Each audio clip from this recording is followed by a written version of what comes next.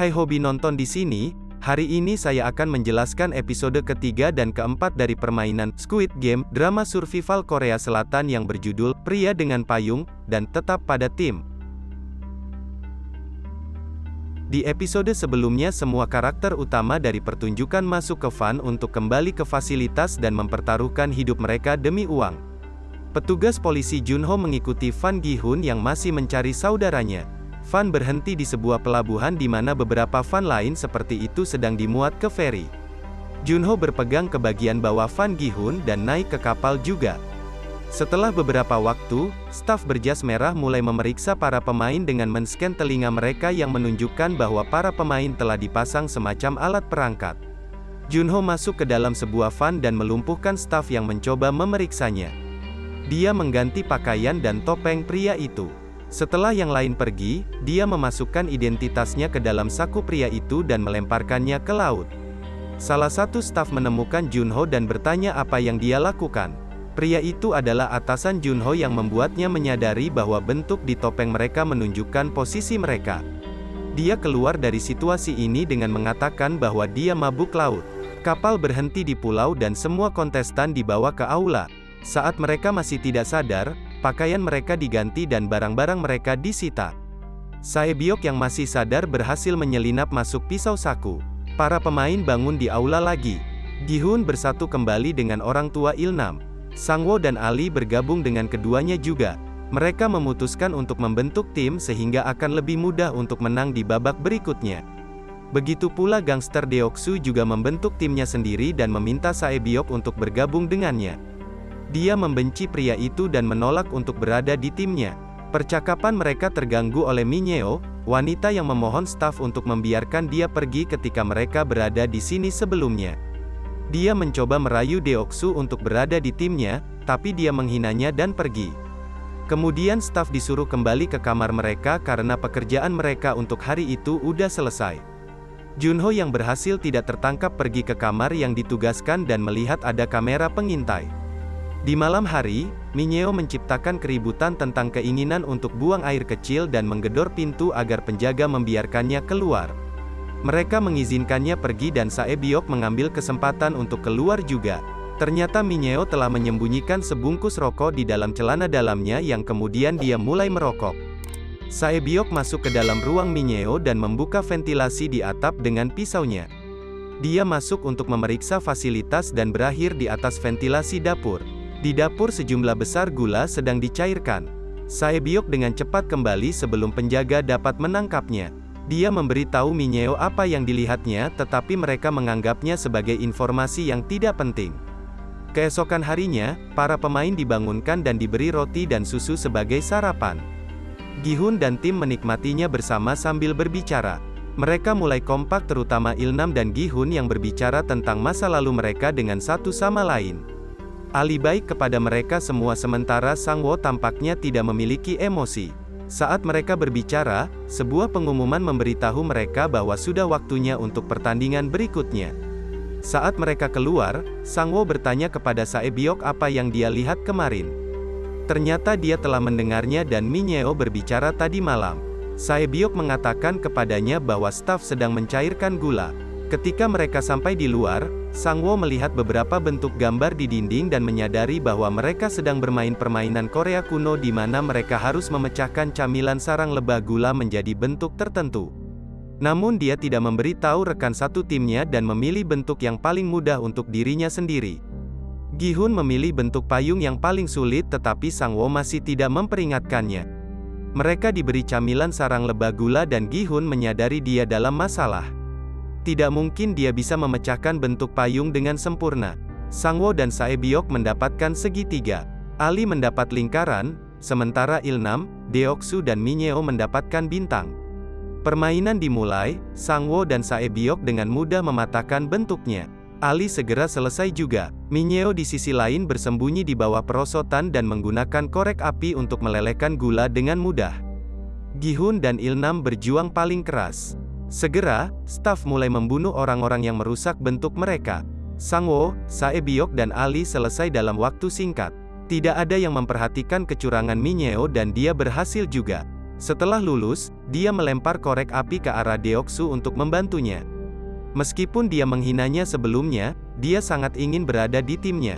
Gi-hun menyadari bahwa jika dia menjilat sarang lebah itu akan menjadi lebih tipis sehingga lebih mudah untuk memecah bentuknya. Orang-orang di sekitarnya mengikuti strateginya termasuk Ilnam. Pada saat terakhir dia berhasil mengeluarkan bentuk payung dan melewati putaran. Ilnam melakukan hal yang sama dan berhasil juga. Namun orang-orang yang gagal dibunuh secara brutal. Pengawas permainan mengawasi semua orang melalui monitor. Junho juga ada di lapangan dan ngeri melihat kebenaran sebenarnya dari permainan itu. Seorang atasan dengan kotak di topengnya memintanya untuk melakukan tugasnya, mengambil mayat dan menemuinya nanti. Salah satu pemain yang gagal menolak untuk mati dan menahan staf anggota sebagai sandera. Dia membuat pria itu melepas topengnya dan melihat bahwa pria itu hanyalah anak kecil. Dipenuhi rasa bersalah, pemain tersebut menembak dirinya sendiri dan meninggal. Pengawas mendekati staf yang baru saja diekspos dan menembaknya mati dengan mengklaim bahwa tidak boleh ada yang melihat wajah mereka. Junho membersihkan mayat dan menemukan topeng staf yang mati yang kebetulan adalah atasan yang memanggilnya sebelumnya. Dia menukar topengnya dengan topeng lingkaran anggota staf untuk menyamar sebagai anggota staf peringkat lebih tinggi. Setelah permainan, para pemain dibawa kembali ke kamar asalnya. Namun staf membawa pemain nomor 111 bersama mereka. Terungkap bahwa beberapa staf diam-diam mengambil organ pemain untuk dijual. Nomor 111 adalah seorang ahli bedah yang membantu mereka. Sebagai imbalan, mereka memberitahunya apa yang akan terjadi pada setiap permainan sehingga dia akan melewati semua dan mereka dapat melanjutkan misi rahasia mereka. Sementara Deoksu membawa Mineo ke timnya karena sudah membantunya tadi.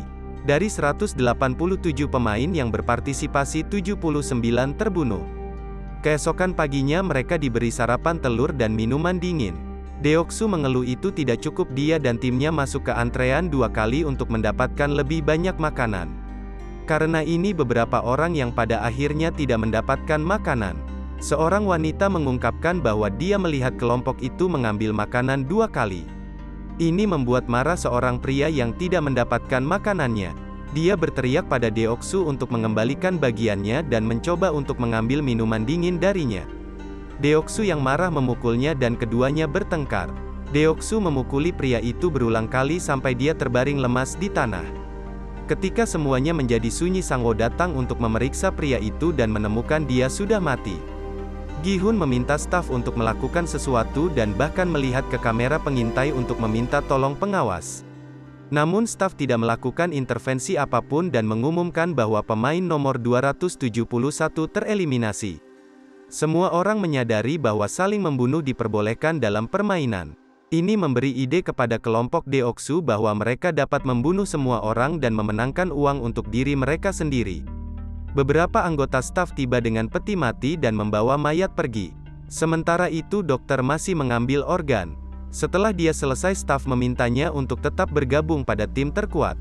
Mereka mengungkapkan bahwa manajemen sengaja menyediakan sedikit makanan untuk sarapan karena mereka ingin para pemain menjadi liar dan melakukan apapun yang mereka bisa demi uang, bahkan membunuh satu sama lain. Akhirnya mereka memberitahunya tentang pertandingan berikutnya dan membuatnya pergi. Kembali di aula, semua orang takut kehilangan nyawa mereka. Gi-hun dan tim memutuskan untuk tetap bangun sepanjang malam agar aman. Melihat Sae-byok sendirian, Gi-hun mengundangnya ke kelompok mereka tetapi dia tidak mempercayai mereka. Ketika dokter kembali ke aula, dia mencari-cari tim terkuat. Dia mengambil saran staf dan mendekati tim Deoksu dan meminta mereka untuk menerimanya. Deoksu menertawakannya pada awalnya, tetapi menerimanya begitu dia diam-diam memberitahu Deoksu permainan apa yang akan dimainkan pada hari berikutnya. Staf disiagakan tinggi untuk permainan khusus yang mengacu pada pertarungan yang akan terjadi saat lampu padam. Segera setelah lampu mati, tim Deoksu bangkit dan mulai menyerang orang. Deoksu melakukan pembunuhan pertama dan teriakan membangunkan semua orang. Pengawas mengawasi semua orang melalui night vision. Dia memerintahkan satu anggota staf untuk menyalakan lampu berkedip di ruangan sehingga pembunuhan terlihat lebih jelas. Segera tempat tidur mulai jatuh dan tempat itu berubah menjadi pertumpahan darah. Deoksu menyerang Sae-byok dan akan mencekiknya sampai mati. Tetapi dia diselamatkan ketika pria lain menyerangnya. Kelompok Gi-hun bertemu satu sama lain di tengah kekacauan, tetapi lelaki tua Il-nam tidak terlihat di manapun. Sae-byok bergabung dengan tim Gi-hun untuk keselamatannya, tetapi kelompok itu diserang oleh kelompok Deoksu lagi. Saat mereka berkelahi, mereka mendengar Il-nam meminta semua orang untuk berhenti dari tempat tidur tertinggi. Pengawas melihat ini dan menyalakan lampu. Staf berjalan ke tempat berlumuran darah dan mayat. Mereka memindai mayat dan pengumuman dibuat mengatakan bahwa 27 dari mereka telah dieliminasi. Mayat dibawa keluar dan dibakar di tungku. Setelah semuanya tenang, Gi-hun dan kelompok berkumpul dan memperkenalkan diri satu sama lain karena mereka telah memanggil satu sama lain dengan nomor sampai sekarang. Il-nam tampaknya terguncang oleh kejadian itu dan lupa namanya sendiri. Gi-hun meyakinkannya bahwa dia akan baik-baik saja setelah dia beristirahat. Sementara dokter membalut luka Deoksu. Kelompok itu senang telah membunuh begitu banyak orang dan memutuskan untuk membunuh lebih banyak sampai mereka satu-satunya yang tersisa. Sehingga mereka dapat mengambil hadiah uang. Minyeo melihat bahwa Deoksu lebih menyukai dokter daripada dia. Untuk menjadi lebih dekat dengannya, dia dengan menggoda mengundangnya ke kamar kecil tempat keduanya melakukan hubungan intim. Keesokan paginya, semua orang dibangunkan dan diberitahu bahwa permainan ketiga akan dimulai. Setelah beberapa saat mereka dibawa ke sebuah ruangan putih kosong di mana mereka disuruh berpisah menjadi kelompok 10 orang masing-masing. Tim Gi-hun sudah memiliki 5 anggota, jadi mereka memutuskan untuk menemukan satu orang dari setiap anggotanya. Deoksu yang sudah tahu apa permainannya, meminta anak buahnya untuk mengumpulkan lebih banyak pria berbadan besar. Minyeo kehilangan kata-kata ketika dia mengatakan padanya bahwa dia tidak bisa berada di tim. Dia memohon padanya untuk membiarkannya masuk tetapi malah didorong ke lantai. Sementara Sae-byok mendekati seorang gadis yang duduk sendirian di sudut. Dia setuju untuk berada di tim mereka. Yang lain membawa satu orang masing-masing kecuali Il-nam, sehingga grup hanya memiliki 9 anggota. Minyeo yang telah dikeluarkan dari grup Deoksu dan bergabung dengan mereka pada saat terakhir. Mereka kemudian dibawa ke aula besar yang memiliki jembatan tinggi di depan. Game ketiga ternyata tarik ulur tambang. Para pemain harus menarik tali ke sisi mereka dan yang kalah akan jatuh dari jembatan tinggi. Tim Gi-hun memiliki 2 gadis dan seorang pria tua sehingga peluang menang mereka rendah. Tetapi Deoksu telah mengumpulkan orang-orang terkuat dari kerumunan kelompok. Mereka melawan kelompok lain. Yang lain menonton dengan gugup saat pertandingan pertama dimulai. Tim Deoksu memenangkannya hampir seketika dan kelompok lain menggantung ke tali akhirnya jatuh ke lantai di bawah. Akhirnya staf mengambil tubuh mereka. Berikutnya adalah tim Gi-hun. Mereka bangun dengan gugup mengetahui bahwa peluang mereka rendah. Apalagi lawan mereka adalah semuanya pria yang tampaknya sangat kuat. Namun Il-nam mengklaim bahwa dia dulunya adalah yang terbaik dalam tarik tambang ketika dia masih kecil.